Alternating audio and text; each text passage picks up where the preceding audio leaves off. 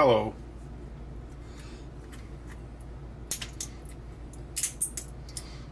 Oh crap, I forgot to take out the trash can here.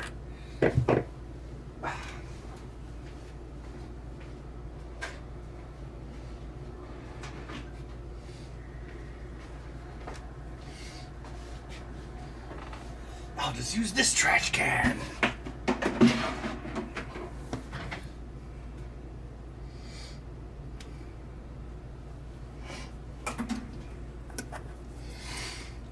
I guess I'm okay. Kind of cold outside. I don't think I even went outside all day.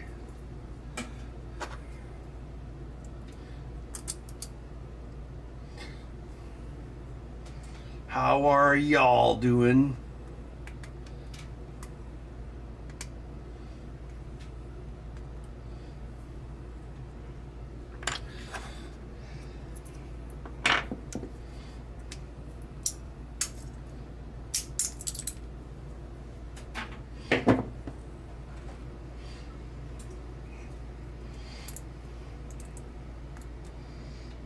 Hey CC Games, how's it going? You coming to MGC again this year? Been there a couple years in a row now, haven't you?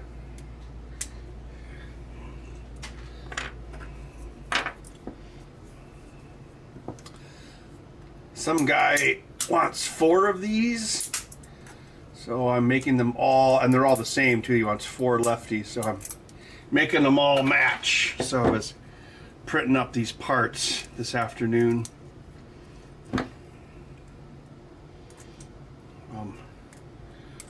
Still working on the final mode of Evil Dead. Very much looking forward to moving on to another game, because Evil Dead has almost been 2 years.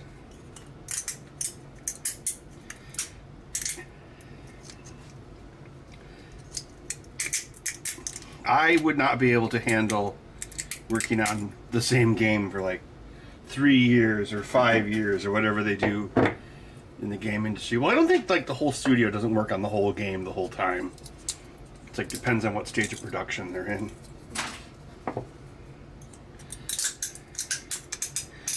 You think about it, like you enter like the 5th year of Grand Theft Auto. Well, I guess it's good.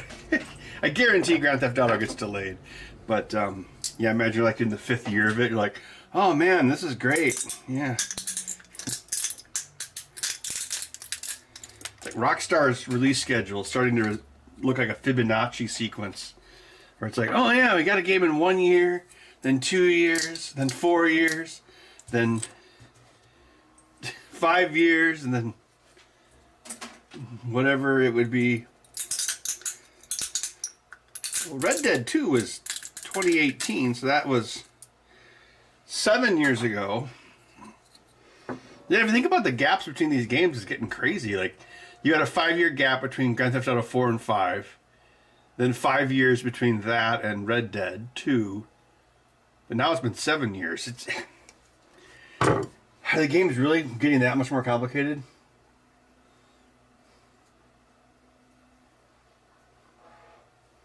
Alright, Ben, we just finished up Evil Dead. Now we need to start working on the sequel.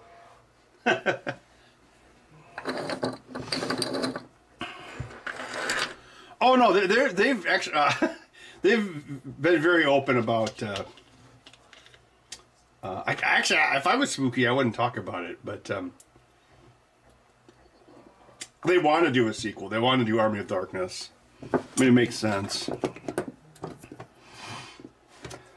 I mean, they looked at it for this one, because this one was Evil Dead 1 and 2, but Evil Dead 1 and 2 was already 2 different licenses to put into one game, so. And the other problem was Army of Darkness is owned by... Now it's owned by MGM for some reason, so... At that time, that's when Amazon was buying MGM, so whenever there's like a corporate takeover, it makes licensing... Or it can make licensing hard. Well, if you don't have a... if you don't have an existing relationship with them, it's hard.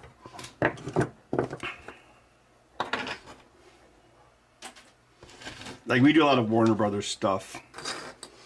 And, you know, someone's going to buy Warner Brothers. I don't know who, but so far it hasn't really affected us. So, let's wait. What was this? Oh yeah, I still got this Varda battery from that Apple II. Should probably clean up that pile of computers one of these days. 8-Bit Guy already has his next 27 Commodore games lined up. Yeah. Petsky Robots 1, 2, 10 through 12. Oh, I've got a lot of post-it notes here. What's the best way to approach this?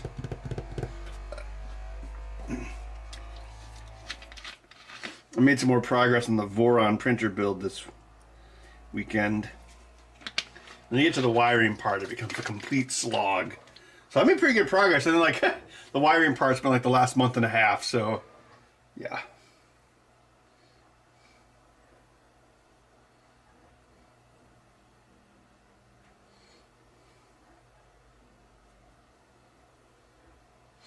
Well, CC Game CEO, I mean, maybe not for Rockstar, but any other studio, if you take too long to make a game, then the game is too expensive and you fail. I mean, a lot of studios have closed because of that. Like I think it was in the news like a couple months ago. They're like, oh, the studio that was making a new Perfect Dark game closed. And it's like, they've been working on that since 2018. It's like, yeah, if you can't make a game in 7 years... And it's not like that. It's not like that budget went away. So all that money they spent on for 7 years is just gone. But at a certain point, I don't know.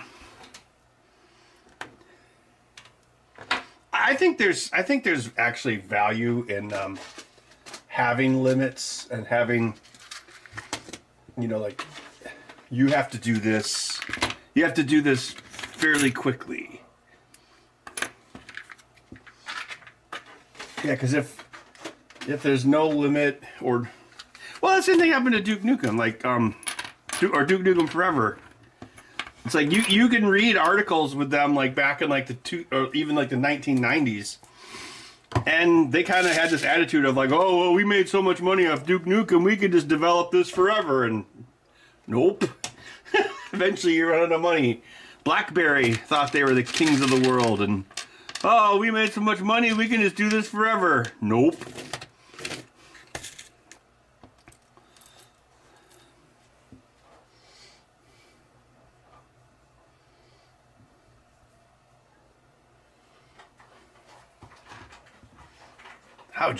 How'd you get in there? Not where I left you.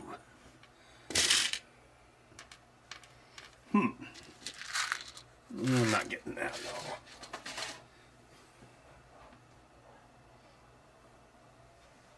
low. Bud, get in your box. Put that bud in a box. Bud, jump in the box. Are you an orange cat?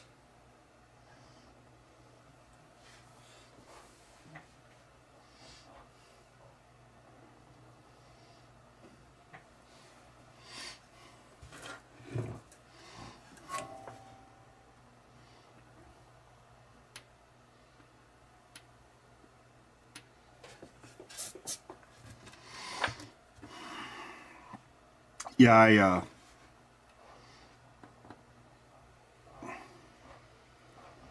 I was telling the spooky people, I'm like, this next one, let's try to do it in 18 months, like for my work, because that way, you know, it's less money. It's less money you pay me for that project, and then we can move on to something else once it's done. So yeah. Also, it's just, yeah, it's I'm definitely in a point with that where I'm like, oh my god, I'm so sick of this. I mean, the game's, there's still like outstanding bugs and stuff, but you know, it's sold out a long time ago and people like it. So at a certain point, it kind of feels like I'm polishing a diamond. Well, maybe not a diamond. But I think also, you know, having like good post support shows it's like, hey, you know, we're not going to just like abandon a game.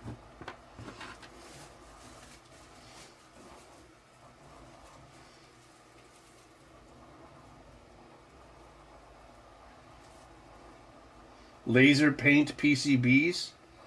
Sure, D. Gozman. What's your question about it? I don't reference 8-Bit Guy that much. Usually the chat does. But I mean, I have met him on many occasions. See, one of the first times I ever talked to him, I think it was in Portland, probably like 2017. And he wanted my advice on the Commander X16, and I was like, well, there's no way you're going to do this without an FPGA. And he was like, I don't know about that. And it's like, well, oh, gee, looks like I was right.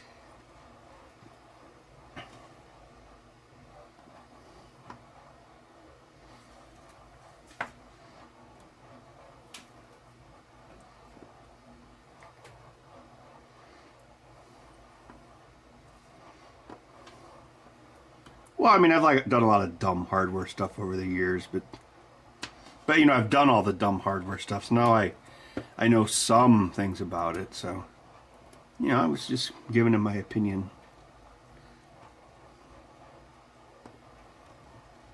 And yeah, there does come a point where, like, if you're using an FPGA, why don't I just do the whole thing in FPGA?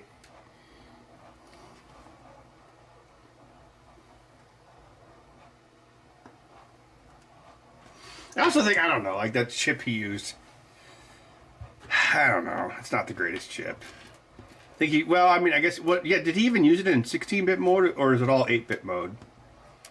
I don't know, I just always think back to, like, how much of a dog the Super Nintendo was. So why would you want to, well, I mean, actually, he kind of built the Apple IIgs. It's probably a closer comparison of what he made. Because the Apple IIgs had the same CPU as the Super Nintendo. Which always makes you wonder if, like, the Super Nintendo was intended to be backwards compatible at one point. So that's why they use that same chip on the Apple IIgs. And it's the same thing, the Apple IIgs, well, that chip boots in 8-bit mode unless you specifically tell it to go into 16-bit mode. But then it has, like, a multiplex bus for the higher bits. So, like, I think like the first 8 bits of the data line multiplex as the second 8 bits of the 16-bit data bus, which is kind of, well, I guess that's the same thing the 8086 did. Wait, was it the 8086 was 16-bit, right? Yeah, it was the 80 was 8-bit.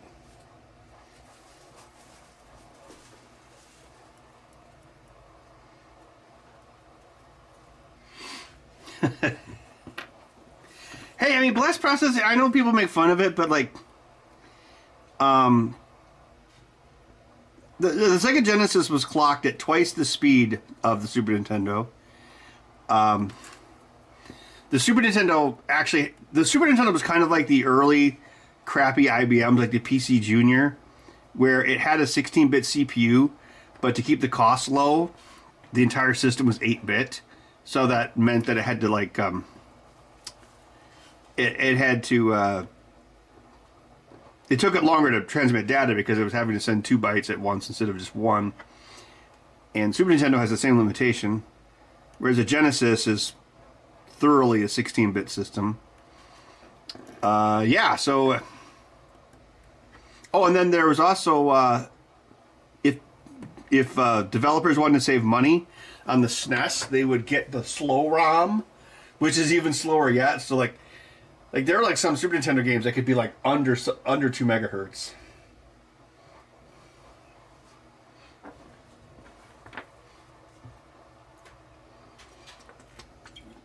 Graphically, the Super Nintendo was obviously much better.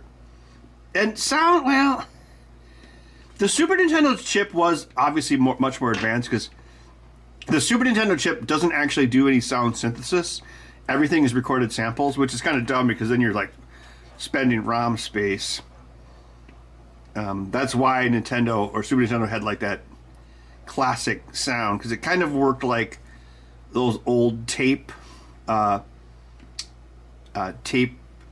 organs, where the organ would have like a continuous loop magnetic tape of like each instrument, and then when you push the keyboard key, it would fade that in and out, and then it would adjust the speed of the tape to change the note. And that's exactly what the Super Nintendo does electronically. Like, they'll store like one note of an oboe, and then it will like play that back at different speeds to create all the other notes. Yeah, it seems kind of wasteful, like ROM wise, to do that. So it's a neat chip, but it kind of ended up with that Super Nintendo sound. I don't know. I think the Genesis sound chip sounds more crunchy.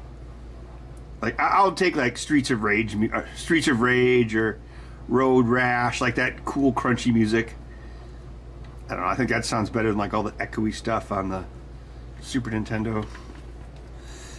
I don't know. Super Nintendo, its music just kind of like has like this like weightless feel to it. Also, the Genesis had really good bass. You could say the Genesis was the ace of bass. Yeah, all Lucky 7. Yeah, it's all sampled sounds. That's why it sounds the way that it does.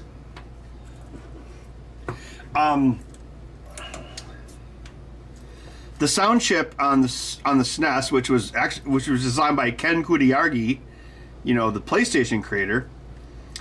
Yeah, so the sound chip has a 64K of RAM, so they will load samples, because you remember, even your cartridge system still had loading. They would load samples into the RAM and play it back. So,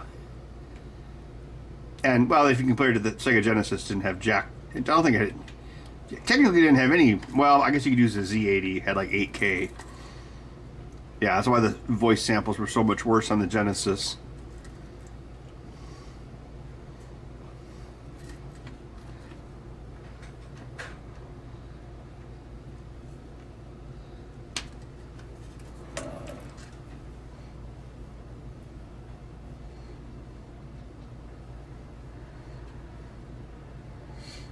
The Big Dave Stir says, Ben. Yes. Hello.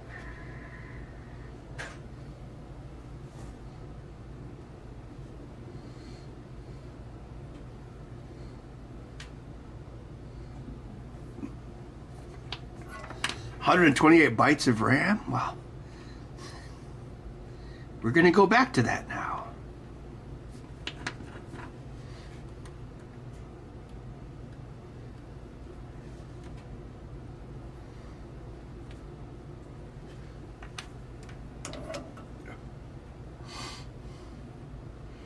Yeah, it didn't even have. Well, it used 128 because the RAM I/O timer chip, the Riot chip, which they used for the controllers. That chip. Because remember, there's 3 chips in the 2600. Of course, I know this very well. There's 3 chips. There was a 6507, the 6532 Riot, and then there was the TIA video chip, the only custom chip. So the Riot chip was just an off-the-shelf chip. I think they used that on a lot of disk drives back then too. I think the Atari disk drives had it as well. But anyway, so the chip, you access it through one port, and there's memory locations. But so the chip has 2 bidirectional 8-bit ports, which are used for the joysticks and the switches, and a timer, obviously, and then also had 128 bytes of RAM. So it was a general purpose chip for like building a system. Yeah, and also don't forget the 128 bytes of RAM wasn't just RAM, but also contained the stack. So you had a floating stack pointer in that same space too.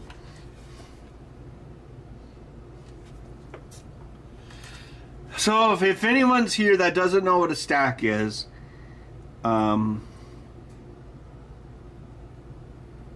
if you do a jump, there's a program counter, which is what code is running. There's also a stack counter, so you can if you do a jump or a subroutine, You jump to subroutine, and what you do is you store where you were. You store where you were. You do a push, which puts the value onto the stack, and the stack. So the stack, the CPU has its own stack pointer. So you're like, I'm gonna push this location to the stack, so it goes into the memory, and then then the program counter jumps to wherever you're going, the subroutine. And then when the subroutine's over, you would pop the stack, you would pull back the 2 bytes. So you'd actually be sending 2 bytes to the stack, not just one.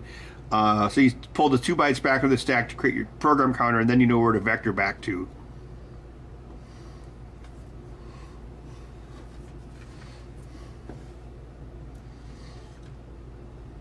So if you went, well, I doubt one of those games would go that deep, but if you went deep enough, you would run out of stack. So I'm sure they would just keep track of how deep they go.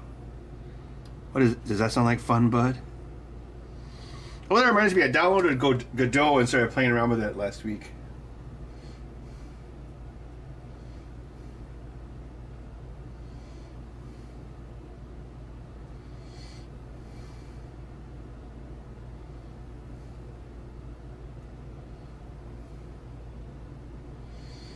Yeah, one PC Fred, AI is like this volcano that they're going to sacrifice every virgin into to try to keep the fake economy going. It's like, oh, the AI bubble burst. Now we can afford RAM. Oh, wait, no, I can't because I lost my job. That's going to be the Twilight Zone twist ending.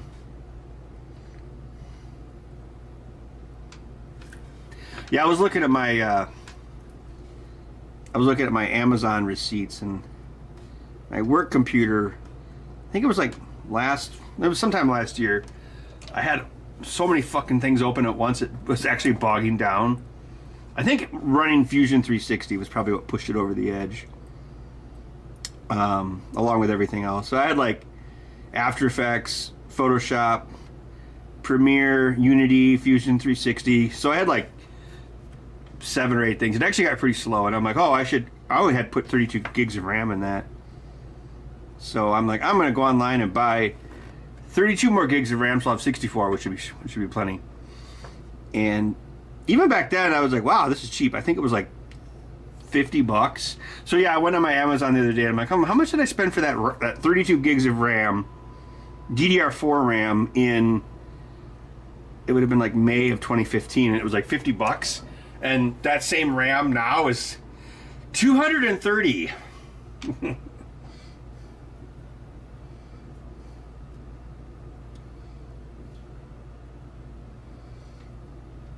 They will announce alien life exists and markets will crash. Will they?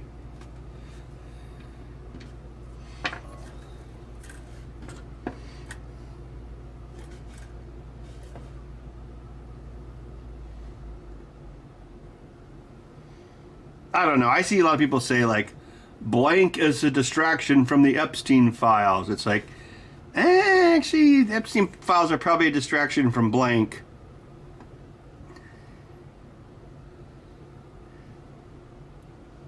Because, you know, that... Oh, no, I probably just demonetized my... Wait, I don't think the stream is monetized anyway.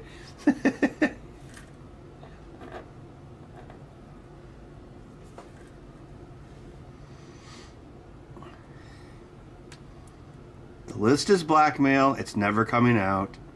So it doesn't mean anything. And that's the reality.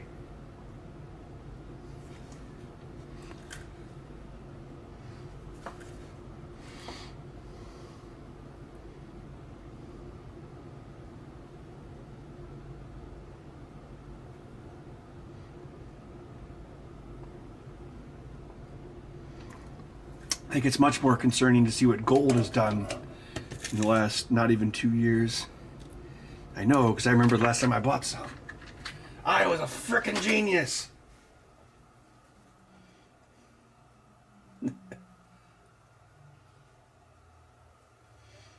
Oh yeah, the Max Headroom hijacker. It was probably DB Cooper. That's who did it. Wow, that's a deep cut.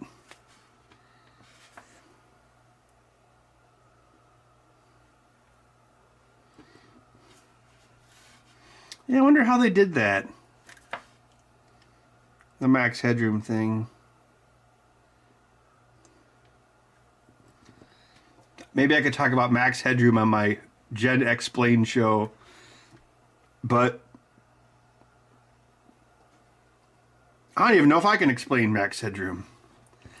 Oh, I was visiting Spooky Pinball Charlie the other day at his new house, and I mentioned Gen X. He's like retired now, so he's like really bored. So I mentioned it to him. Maybe I could get him to do it. He probably would do it, because remember, Spooky Pinball used to be a podcast. He'd be like, "Oh, I could do something." Actually, Charlie like put these plastic tabs back on the underside of my car, so we actually used his garage, because he must have hit something in the slush and it caused it to pop off. Stupid Fords. And then he's like, "Don't buy a Ford." He said I should buy a Silverado.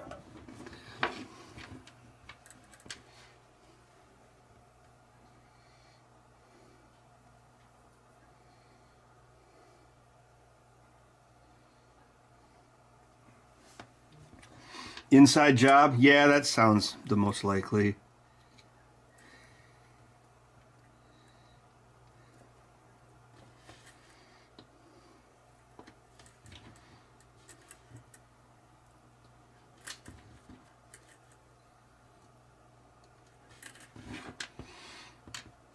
See, if 4chan existed back then, they would have found that guy immediately.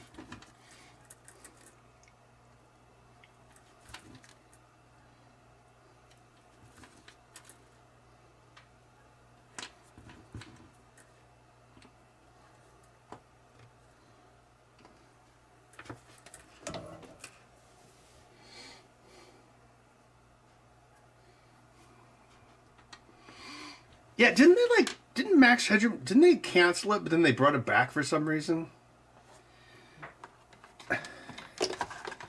You know, I want to say the people who invented Max Headroom were the crazy husband and wife that did the original Super Mario Brothers movie. I think it was the same people. Like, oh, Max Headroom, he looks like a video game. These people should make our Mario movie.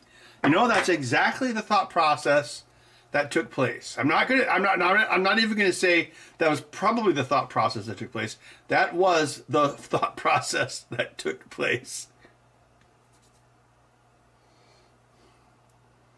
What's on the back of the Declaration of Independence? Obviously, I mean, I'm not saying it was aliens, but it was aliens. No, it was a map to Oak Island. George Washington was the first owner of Oak Island. But that's why the British invaded. They wanted the Oak Island because the Knights Templar told them the Ark of the Covenant was at the bottom of the pit. Whoa. Now put the bunny back in the box.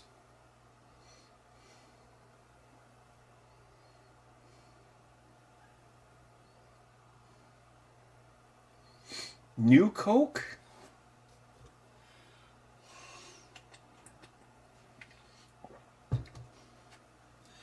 Gosh.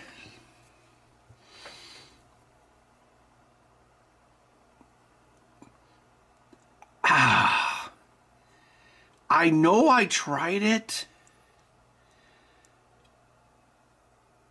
I want to say... Yeah, I mean, it tasted different than Coke. So, like, I've always, like, drank Pepsi my whole life. I think my dad got me started on it. Like there's actually pictures of me, like, when I'm, like, no joke, like 2 years old, like, drinking Pepsi out of, like, of course it was a bottle back then. So I always was a Pepsi fan. I want to say it was, it tasted more like Pepsi than Coke. It was less acidic. Yeah. I mean, there's definitely a huge push for it. And then, yeah, the thing was, like, the ads were like, oh, we lost the formula. I think that was how they... The fuck? you lose the formula.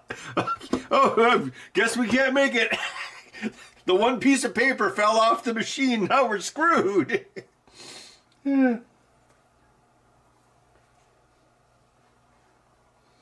If you're on a Pepsi, pal, you're going to pay for it. Yeah, I've always liked Pepsi better. I mean, well, I've been drank Diet Pepsi like for the last 25 years, but yeah, I never really liked the Coke. Just felt more, I mean, it's all acidic and bad for you, but Coke felt more acidic. Coke also like has like kind of like this flat taste to it. Like it's almost got like it almost. Even like regular Coke just kind of tastes like it's got like a little bit. I don't know, it's hard to explain. It kind of like all this like chemically taste. You know, it's probably supposed to simulate the cocaine. Yeah. So for me, I always thought Pepsi tasted a little bit more smooth. Wait, no, I cannot drink Pepsi. I've been really good about not drinking caffeine past 2 p.m., so got to keep it up.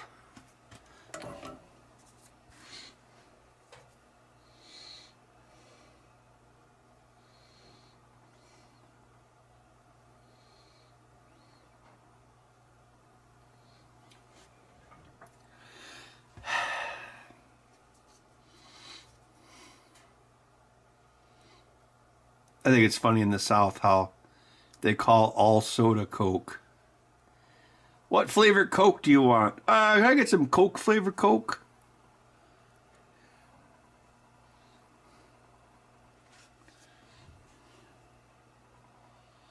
It's probably because, yeah, it's Southern brand. It's in Atlanta, if I recall correctly.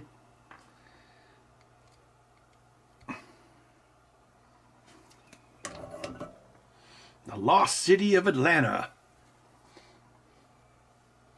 I can't give you a tab unless you pay for it.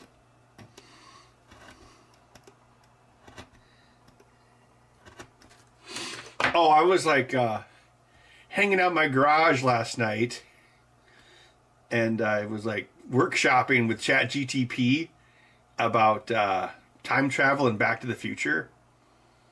And yeah, you ever notice like ChatGTP can have like, I mean it's a lot more, it's a lot less out of date than it used to be, but it was like, well, what you would do is, because I was like, okay, I'm going to go back to 1998 and buy as much Apple stock as possible, because that was when it was $1.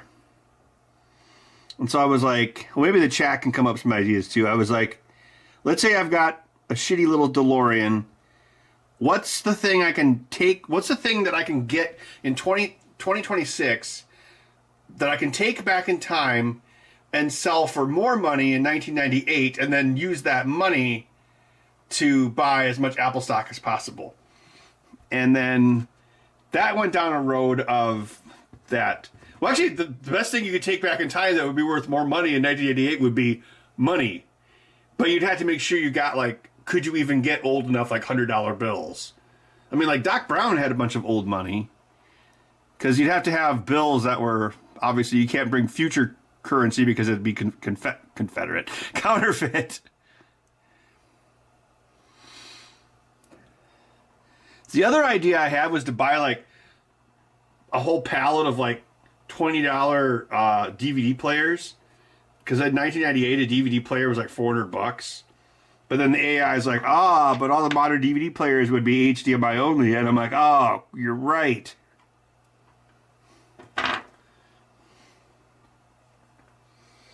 Go back. Yeah, you go back 1 year and buy a bunch of RAM sticks. Well, yeah, I guess you could do that too. You could go back and we all were. Oh, actually, that'd be a good question. If you went back in time. Oh wait, no, the Apple stock would still be worth more. I was gonna say, because I think when I was workshopping it, I'm like, oh, wait a minute, why would I buy gold? Because the AI thought gold was only like $3,000 an ounce. I was like, why would I spend all this money on gold and go back to when gold was only $300 an ounce?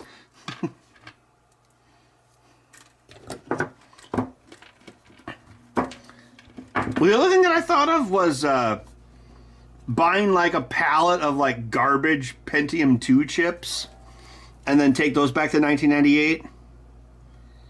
But ChatGTP was like, well, you might have a hard time moving that many chips and you'd have to sell them all, so you'd be kind of like a fencer.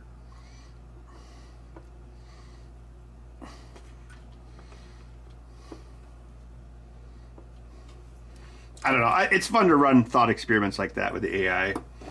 Oh, and then we got into like, it kind of made me feel old because the the AI was like, well, if you existed in 1998, then how did it? Because I also looked into it like, well, how would I buy stocks? And it was like, well, it was before 9/11, so everything was like way looser. But I think it said that in theory, I could probably just get a new driver's license, even though I would look way too old. But basically, it was like if you existed in 1998, you could probably just get a 1998 driver's license if you needed it to, like, you know, do all these transactions.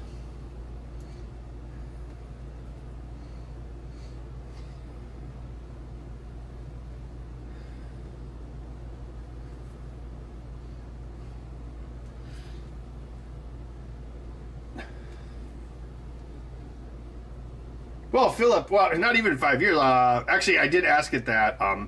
NVIDIA's IPO was 1999. And Google's was 2004, which was actually a lot later than I would have guessed. And Amazon's was like 1997? Amazon's was actually much earlier than I realized. That's pretty crazy.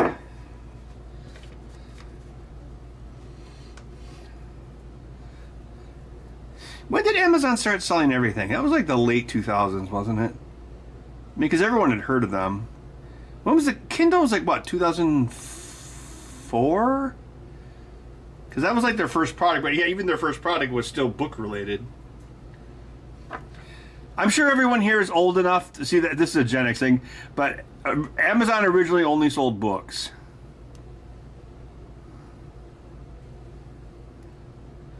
Now Amazon is...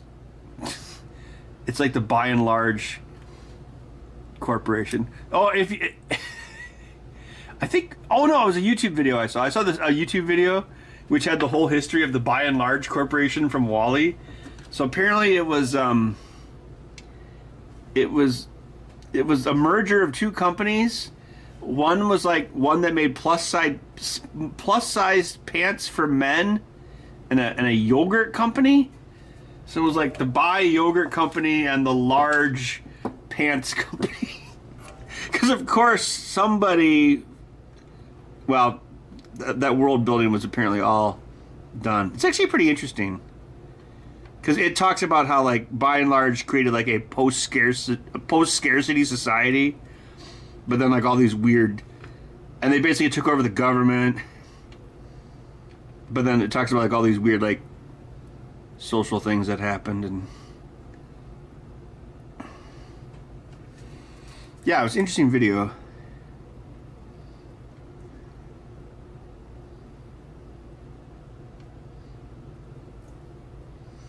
Because I guess apparently in the lore they figured out for the movie, like By and Large does create like a post-scarcity society in like Star Trek. You know, I don't know if they called it socialism for Wall-E, but you know, like a utopia basically. And but then in the backstory of the movie, that actually caused other problems to happen. Ooh, is that gonna be too short?